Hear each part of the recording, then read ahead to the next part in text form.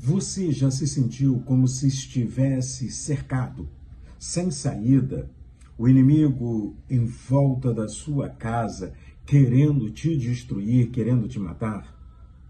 É sobre isso e muito mais que eu quero conversar com você hoje no Salmo de número 59.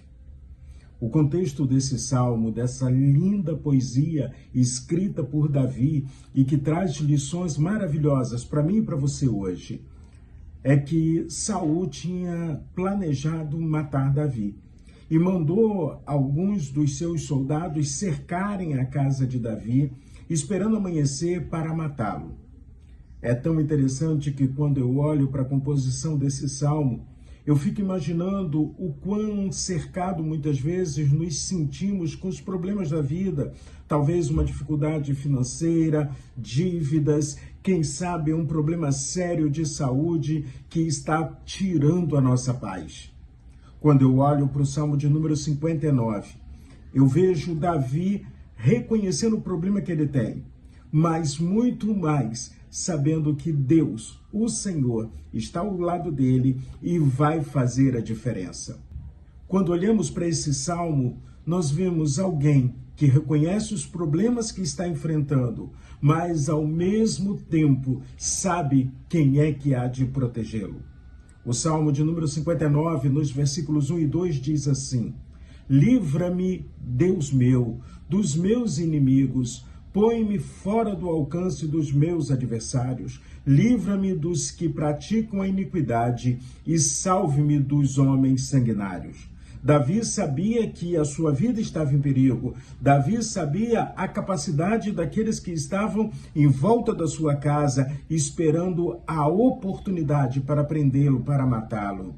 E aí ele começa então a clamar ao Senhor, a orar a Deus. Aprendemos com Davi, então, o seguinte: a primeira coisa que eu faço quando eu reconheço os meus problemas é clamar ao Senhor. Você já colocou os seus problemas nas mãos de Deus? Já clamou ao Senhor hoje? Já falou com Deus hoje? O verso 3 deste salmo diz assim: Pois eis que armam ciladas a minha alma, contra mim se reúnem os fortes, sem que eu tenha cometido qualquer transgressão ou pecado. Ó Senhor, Davi está dizendo: Senhor, eu estou sendo perseguido, mas não fiz aquilo que estão me acusando. Destas acusações eu sou inocente. Mais à frente, quando a gente chega no verso 6, Davi compara aquelas pessoas que estão ali fora como cães selvagens, que muitas vezes na antiguidade invadiam cidade, trazendo medo, trazendo horror.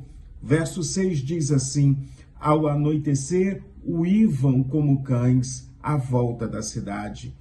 Animais que estavam abandonados, mas que traziam pavor. É isso que Davi está dizendo, é assim que ele está expressando o seu sentimento, um sentimento de medo, um sentimento de pavor, um sentimento que ele coloca ali diante do Senhor como alguém que não tem como se defender, ele se coloca como alguém indefeso.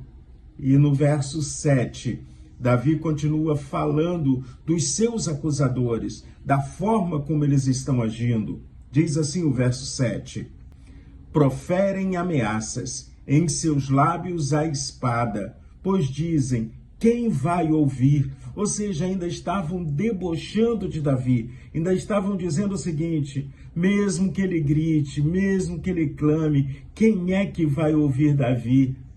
Davi está sozinho. Eles estavam se enganando. Davi tinha a companhia do Deus eterno. Davi estava na companhia do Senhor, o Senhor nosso Deus.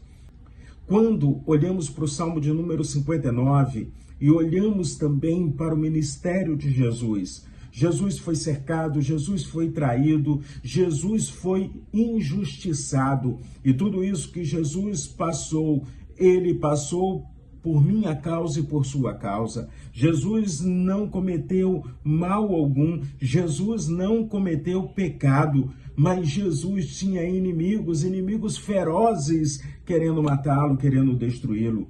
Esses inimigos não sabiam qual era o plano de Deus para a vida de Jesus, nem para a minha vida, nem para a sua vida. Mas mesmo assim, agiram de forma cruel.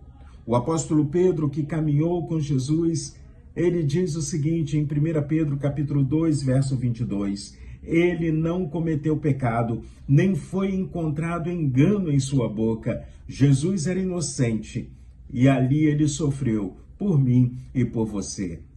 Quando a gente continua no Salmo 59, no verso 8, nós temos aqui Davi agora falando do poder de Deus.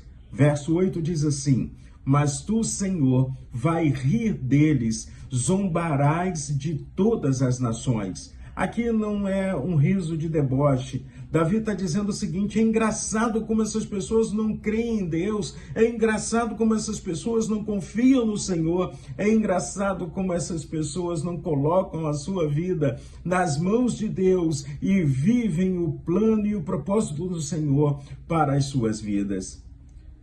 O inimigo não assume, o inimigo não tem o controle da história.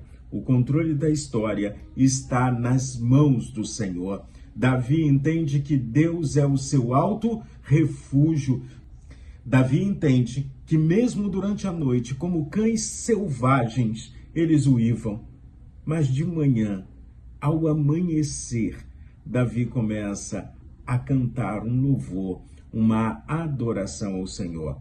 Davi transforma a sua dor, a sua perseguição, o seu medo num hino de louvor, demonstrando a sua confiança em Deus, o Deus eterno, o Deus todo-poderoso. E diante disso, eu quero te convidar a refletir sobre 3 verdades que aprendemos nesse Salmo 59. Não transforme a sua dor em vingança. Foi o que Davi fez. Davi poderia reagir, Davi poderia lutar, Davi poderia matar alguns soldados, mas ele fugiu. Ele fugiu porque ele confiou que aquele momento era para sair daquele lugar e deixar na responsabilidade de Deus, deixar na vingança do Senhor. Como o texto bíblico lá em Romanos, capítulo 12, no verso 19, nos diz: meus amados, não façam justiça com as próprias mãos, mas deem lugar à ira de Deus, pois está escrito: a mim pertence a vingança, eu é que retribuirei, diz o Senhor. A segunda verdade que eu quero ainda compartilhar com você é a seguinte: quando você não consegue mudar o ambiente, permita que Deus mude o seu coração. Ou seja, o ambiente era um ambiente hostil, mas Davi estava firmado no Senhor. O coração de Davi estava em Deus. E a terceira e importante declaração é: decida como você vai acordar amanhã. Decida como vai ser o seu dia. É uma decisão sua, se você vai caminhar com o Senhor ou se você vai deixar que os problemas e os inimigos tirem a sua paz. Davi conclui esse salmo com um hino de adoração, de louvor ao Senhor. O verso de número 16 diz assim: eu, porém, cantarei a tua força. Pela manhã, louvarei com alegria a tua misericórdia, pois tu me tens sido alto refúgio e proteção no dia da minha angústia. E o verso 17 diz assim: a ti, força minha, cantarei louvores, porque Deus é o meu alto refúgio, é o Deus da minha misericórdia. Misericórdia, Senhor. Obrigado, Deus, por estar cuidando de mim. Então, não vou dormir com os problemas. Eu vou dormir no final do dia com o alto refúgio, o Deus eterno, o Deus todo-poderoso. Então, grite bem alto: Deus é o meu alto refúgio. Se esta mensagem abençoa a sua vida, compartilhe com seus amigos. Vamos fazer diferença neste mundo.